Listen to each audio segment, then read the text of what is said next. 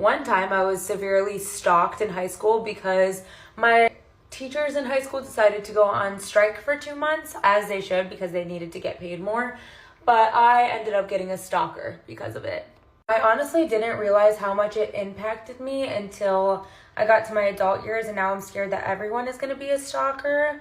And it honestly traumatized me. Like, I didn't realize it was like such a big deal until I got older.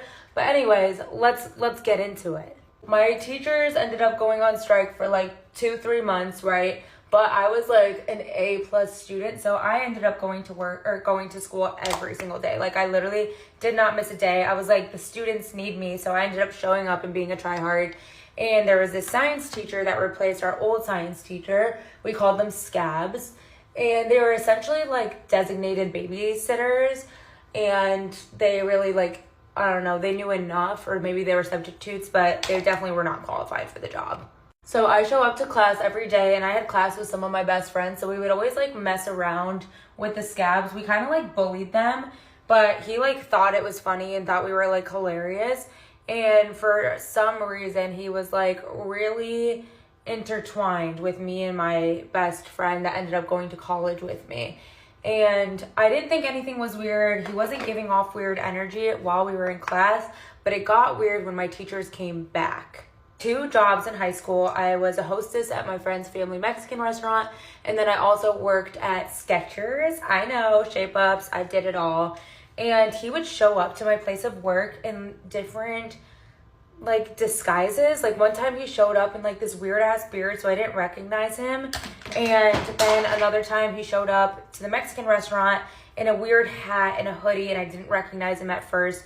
But he would sit there and watch me, and it wouldn't be until I noticed that he would leave the property. So obviously that would scare like any 16-year-old, and I started getting like really freaked out, but I didn't really know who to talk to about it. So honestly, I just like let it go. I don't know why I did. Looking back, I definitely should have acted sooner, but I just let it go. So I go off to college, and I go to a school in Michigan, and there is just like no way he would have found out on his own like where I lived. But somehow I got sent like these weird ass weights and then a postcard that said something about Ohio. Like, I seen that you've been bashing Ohio on Twitter. Hopefully this like lightens your mood. Love Ohio or something. And then I got flowers sent to my Michigan workplace, and it was also signed off by Ohio. And I'm like, and I had not posted about my new workplace. So I'm like, what is actually going on? And in my head, I literally didn't think it was him. Like, for some reason, I still didn't think that he would do something this crazy. But then I moved to Chicago, got flowers signed off by, you guessed it, Ohio. But then those were the only flowers I've received in like 2.5 years from Ohio in Chicago. So I just let it go again because I didn't know who it was. Then I moved to Nashville in a brand new apartment complex. No one knew that I moved, okay? Like, I picked up everything on a random Tuesday. Told my mom like the Friday before that I was moving. Like, no one knew that I was really moving. So like day 5 of me being fully moved into my apartment, my friend was living here at the time, and she was like, hey, like she was like walking into my apartment complex, and she's like asking for my name or whatever. And he was like, oh, can you send these flowers up to her? So she calls me, she goes, hey, someone like sent you flowers. And I'm like, wait, what? I was like, no one knows I live here other than like you and my family. And she was like, yeah, they're like signed off by Ohio. And I'm like, what's going on? So I was swapping out furniture, and I go to my Facebook Messenger, and I see these messages. I'm gonna post them right here. It was so incredibly creepy. He pretty much was saying that he's been like watching me. He reached out to my friend and told her he was in love with me. Like, it was actually insane behavior. And he had a name very similar to my best friend at the time's name, and it was just all very bizarre. Reporting him to the police, but of course they didn't do anything. And then I told him to stop contacting me. I tried to put a restraining order, but they said that those messages seemed innocent, which they definitely were not innocent. And then I literally went on with life and never heard from him again, but had to literally block him on everything. And then I'm in cybersecurity, so I found out different IPs and numbers that he was using, and I blocked him on those too. But I didn't realize how much it traumatized me until like my adulthood, where I think like I literally can't go on a date with someone thinking that they're gonna kill me. Like, I don't want any date to know where I live if I don't know them personally. And it's definitely a protective mechanism, but literally insane. Like, I had no idea how bad the trauma was until like 10 years later. I know. Good morning, you guys. Get ready with me while I tell you a story on how I was stalked at my old house. I genuinely think this is the craziest story ever. It's so weird. Also, don't mind my hair. It's falling out of the heatless curls. Anyways, I lived at my old house from when I was born until I was about like 4 or 5. So this whole story is really weird because I was a toddler. Anyways, it was one night and I was at my house and my parents were in their room, which was like in the back of the house, and I was in my room playing, which is the front of the house. So I'm in my room playing with my little toys. I'm playing like My Little Pony or something, and then all of a sudden we hear a knock at the door, which was honestly really weird because it was like 8 or 9 at night, which is like late, and like no one's knocking on people's doors that late. Basically, it was my neighbor knocking on my front door, and the neighbor told my parents to close my blinds. I cannot make this up. The neighbor told us that this guy was outside right by my window, sitting down, drinking a Coke and eating chips, watching me play with my toys. Huh? My parents told me right as the neighbor said that, we saw the guy like start running off because like he saw that like we found out that he was looking at me. I genuinely cannot remember if this guy watching me was like another neighbor of ours or if it was just like a random guy watching me down the street or something. And I genuinely think that is maybe the most disgusting thing that I've ever heard. You're watching a toddler play with their toys on your Friday evening. My parents had already been trying to move out of that area for around a year, but like my dad was so picky with finding houses. I think right after that is when we actually moved because my parents were so creeped out about that whole situation. And of course, we've never had an issue like that ever since, besides the cops breaking in my house. But that's like not a stalker, that's an accident. Anyways, one lesson me and my family learned is to never leave your blinds open past dark because people will watch you and it's weird. And still to this day, we abide by that rule, and literally when the sun is setting, we start to close our blinds because we're still so kind of paranoid about that. So if you see this is your sign to close your blinds because you have a stalker watching you. I'm just kidding. You probably don't have a stalker. That's like a once in a lifetime kind of thing. Please make sure to just be aware of people around you because my family and I were not, and now we're like hyper aware of like people around us. Thank you guys so much for watching. I'm headed off to school, but I love you guys. Bye. Hi guys, I have a stalker. I'm actually so shaken up right now. This happened a few hours ago and it was a lot to process, and I think I finally processed it. A man followed my brother out of my driveway to the gas station like 10 minutes away. My brother's girlfriend got out of the car and he came up to her and was like, "You're not Olivia." And he was before that pacing around the gas station parking lot, and she was like, "What?" And so then after he was pacing around a little bit more, he decided to go up to my brother's car window and go, "Where's Olivia?" Peeked his head into the car, "You're not Olivia," and like pointed at my brother's girlfriend. He followed my brother to the gas station and proceeded to work up the courage to ask him who they were and where I was. I don't know if I want to reveal a photo of him yet, but I do have photos of this man, and I'm so paranoid.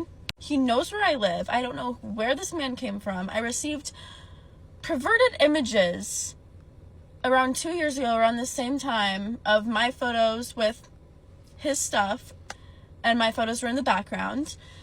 And let's just say, as disgusting as this is, the hair color is the exact same as the man my brother saw today and the hair in those photos that I received with a secret admirer locking my doors because he fucking knows where I live, as the same hair color in those photos that I received around 2 years ago. Posting myself on social media is such a risk, and I now have to be even more careful because what do you mean a man that I've never seen, who looks very much scary, very much mentally unwell, knows where I live? Who knows if he traveled here to come and follow me out of the driveway? Who fucking knows? All I know is that I'm terrified, and police have been contacted. My mom made a report, and they did all of this before even telling me that I had a fucking stalker. I was 45 minutes away in another city when I got the photo and call that this was happening here at home. Ladies, be careful what you post on social media. You never know who's fucking watching. It's been a minute since I shared a story with you guys from the time I lived in Hollywood, so let's go ahead and get into another one. So the story starts when I'm a junior in high school. I follow this random Instagram model that my best friend found. We both thought he was cute. Never in my life did I think that I was going to end up having to get a restraining order against this guy and involve the police. Fast forward, I'm now 18 years old and I'm living on my own. My best friend at the time wanted to go to LA and just do a little girls trip, so we booked a hotel. I believe it was called the Grafton, but now they changed the name to the Ziggy. So before we got to LA, I'm looking through my following list. I'm like, let me see who lives out there that I could try to hit up. And I see this guy and I thought, and I sent him a DM. Big fucking mistake.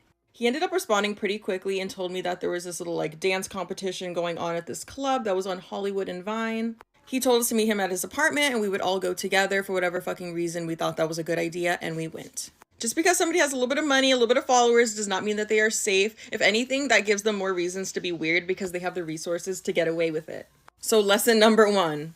Once we got to his apartment, it wasn't just him like he said it would be. It was actually him and another guy, but the friend was really, really nice. We were talking to him while he was over in the kitchen preparing drinks. The whole time I'm watching him make the drinks and he's acting very like sus, looking over his shoulder. And when he notices that I'm watching him, he like starts scrambling. So I send my friend a text message and I say, do not drink whatever he gives us. Look at him. He's being sus as fuck.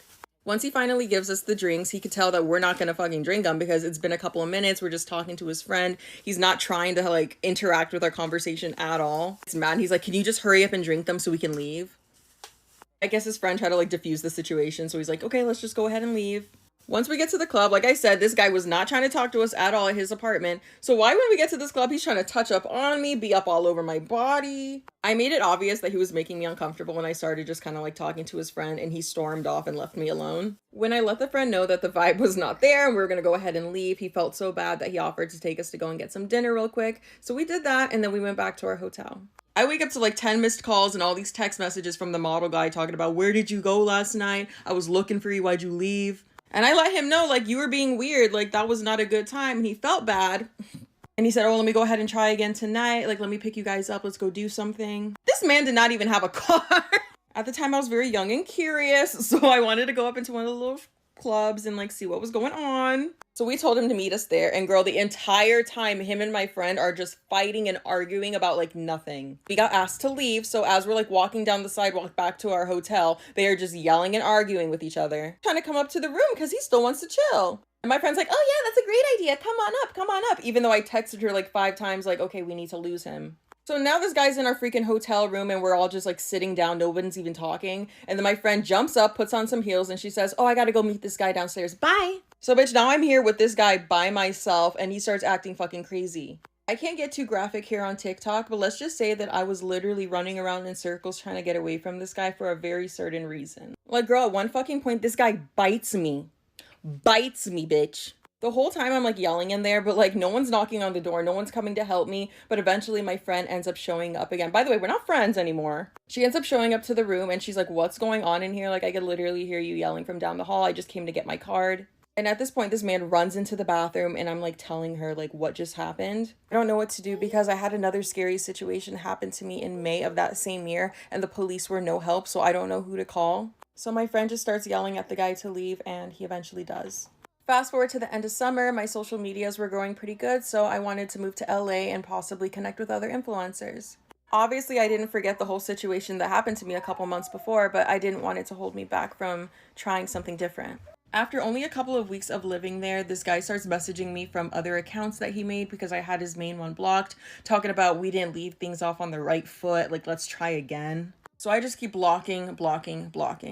And it's like one day I just started seeing him everywhere I was going, whether it was the Galleria Mall, just walking down Hollywood Boulevard, going to the Beverly Center. I kept seeing him everywhere. So one day I'm hanging out with my girl Kelly Sweet and we're driving around. We're maybe one street over from my apartment. And who do we see on the corner, bitch, with a fucking camcorder pointed straight up at the buildings? When I say this man was showing up everywhere, like, girl, there's no reason he should be at the wig store that I'm shopping at. The wig store. So I decided, you know what, fuck it. The police didn't help me that one time, but let's try again. And I filed for a restraining order. And by the grace of God, girl, I actually got it. Because this guy knew where I lived, they recommended that I move to a different apartment building. So I did just that. So now at this point, I'm living in Glendale. It did not matter that I moved. This man was still showing up to places that I was at. He did not care that I had a restraining order against him. And girl, the paranoia and just like not feeling safe was starting to really fuck with my mental health. So I had a roommate at the time because I did not feel safe living by myself anymore. Girl, and it did not help that I had an influencer break into my apartment. Do I ever get a fucking break? I had a whole other influencer break into my apartment building and just do all this crazy shit. So like just all of this stacking up. So bitch, I took the hint and I left LA. I left California. I said, this is clearly not the place for me to be because all this crazy shit keeps happening. Like, girl, I have so much that I have not shared online. And once I moved back to Arizona, all the harassing calls, all the weird shit, it stopped. So that was the time that I got stalked by a fucking Instagram model. Like, this guy was always posting girls on his story, like always had someone on his arm. Like, why are you stalking me? I got kids to protect now, so I can't sit here and say his name and like have him start all this shit again. But yeah, be careful and do not be super trusting of people just because they have fucking followers, because look what happened. Another reason not to move to Hollywood.